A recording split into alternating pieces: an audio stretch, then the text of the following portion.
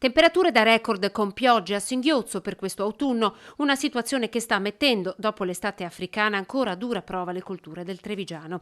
La fioritura del radicchio rosso di Treviso e del variegato di Castelfranco Veneto IGP a ottobre, ma anche di quelli di Chioggia e Verona IGP, è un evento straordinario che può provocare danni incalcolabili. Anziché chiudersi per le basse temperature, sta fiorendo per andare a produrre il seme. È l'allarme lanciato dalla Coldiretti sugli effetti del caldo di ottobre che segue un mese di settembre che si è classificato al secondo posto tra i più caldi del 1800. Nelle semine autunno-vernine, non essendoci acqua, tutte le semine che si fanno in questo periodo fanno fatica a attecchire.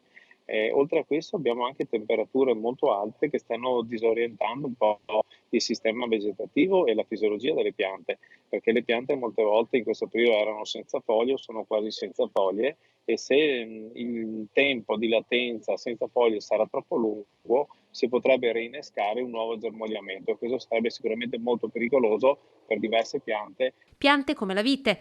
Angelo Facchin, vicepresidente Coldiretti Treviso, oggi in trasferta con una delegazione all'Europarlamento, commenta positivamente il cambio di denominazione in capo al Ministero dell'Agricoltura con l'inserimento della cosiddetta sovranità alimentare.